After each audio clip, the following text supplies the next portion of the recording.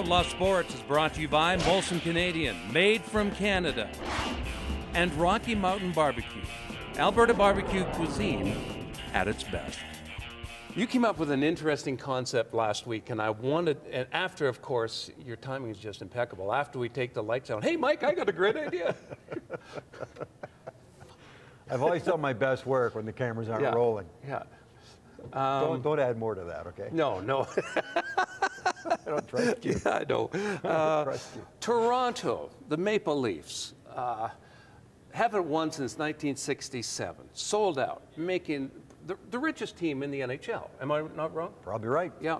And year in, year out, the threat of them flirting with the playoffs is there. You, last week, said, hey, what's the difference between Calgary and Toronto? We're the same. We're the mirror image as far as our client base, where the Flames client base is, or fans, as we call them. Have I said this before here? That somebody said to me many years ago, the Oilers have a strong fan base, the Flames have a strong client base. Yes. And they do. Yeah. That client base is corporate, Mike.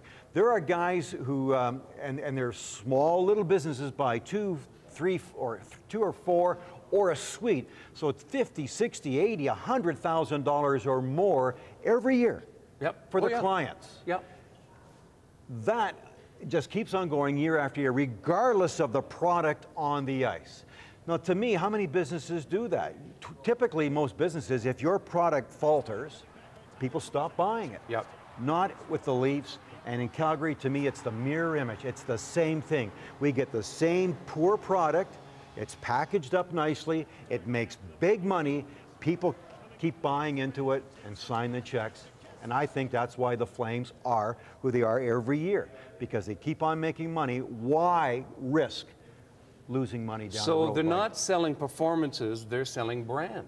I think they are. Yeah. That's why we see Jerome McGinley here year after year, when perhaps his best shelf time was, 2 years ago, probably after the 2010 Olympics. They probably should have got rid of him for the return to keep the cycle going.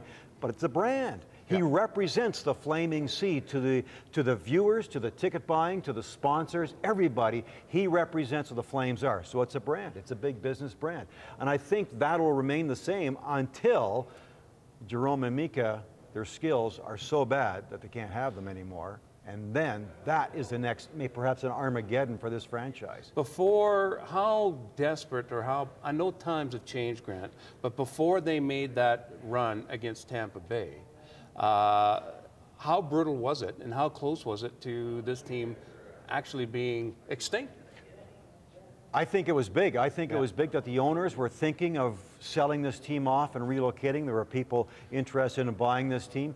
There were about 12,000 people, maybe 10,000. The fans at the Dome weren't showing up. Plus, the economy wasn't very good. I think the Canadian dollar was around 60, 70 cents. So therefore, their expenses were in American funds. Right. The Flames were starting to lose money, lose sponsorship. I was part of the TV package then. Our ratings went right down. We weren't making money, so everything was bad. That's when the Flames decided to do something and were getting scared. They went to the media. They were seeking out help. It wasn't called Save Our Flames, was it? That was Save Our Stamps. Yep. They had the Flames ambassadors, guys like Jim Poplinski and Frank King, a renowned guy in Calgary, and all these guys were trying to sell season tickets to the corporate market. Yep. It worked. It saved them. And then things picked up, and in 2004 saved this franchise. So, Mike, I don't know if it's going to go that low again, but I think it's going to get pretty close. We'll take a short 15-second break. When we come back, we'll talk about some stuff that's happening in Toronto that sure is entertaining. Tired of going to redneck barbecues? Well, you better call Rocky Mountain Barbecue. Alberta barbecue cuisine at its best. Great tasting food, clean and efficient service. Check us out online or call Rocky Mountain Barbecue. Right now in Toronto, interesting times. I was laughing as they fired Ron Wilson, the head coach of the Toronto Maple Leafs. Brian Burke said, I don't want to put him through that again. Who lets the crowd and who lets the media pick who your coach is going to be. I didn't agree with what he said there. He brings in Randy Carlyle. Now, wait a second, let me just backtrack. You're sure. saying Brian Burke is saying he thinks the media in the crowd dictated what he had to do? I'm saying he did. And he I don't think so. In Montreal, Grant, in Montreal, he said, I didn't want to put Ron Wilson through that again with the Toronto fans yelling, fire Wilson. So he fired his friend. He brought in Randy Carlyle. Yeah, I disagree. Yeah, I get that, but I don't think he fired him because of what the reaction was to him. I think he realized this team was in disarray on the ice. And those that know hockey better than I, the X's and O's, saying this team lacked structure on the ice. And I think that's it. He was seeing this team fall apart. And the time to do it was before the next home game. Sure. Isn't that what he meant? He wasn't doing it to save his face. No, Mike, come on. Well, I mean, Brian Burke doesn't seem like that kind of a guy. So when these comments came out, it surprised me. To me, he's going to do things his way. From what I've gathered and what I've seen of the guy, he just is a very stubborn guy and a very proud guy. And I like him. Yeah, so do I. I find him entertaining. So do I. You know, and I just like to see what he can do with Toronto. Yeah. I mean, I like to see Toronto competitive. If I they think ever win again, I could care less. I think he did the right thing, though. The Leafs were playing pretty well, but something was happening. The dynamics weren't happening between Wilson and the players. I'm assuming something is not connecting there. Randy Carlyle, from what I've been told, will bring more structure, and the Leafs are on the cusp of making the playoffs. Yeah. If he can get them in, I think it's the right Could be move. the mayor. And Mike, I think this is something the Washington Capitals should do right now. I was going to bring that up, Grant.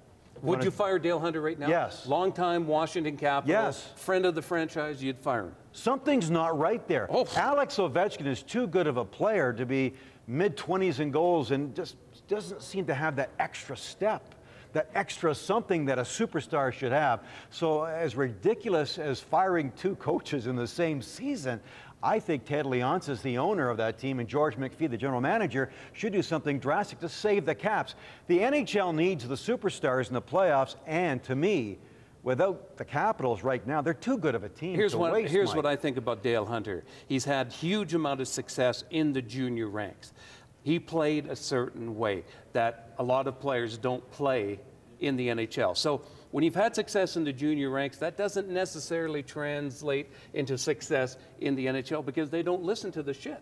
They don't listen to the threats, the intimidation. I think Dale Hunter is ill-prepared to be an NHL coach right now. It sure seems that way. I Yep. can't disagree with you. I don't know who is the right guy there, but somebody has to do something there like Brian Burke did with the Leafs just to make sure a good team gets into the playoffs. Mind you, those two teams are battling it out for that 8th spot, too.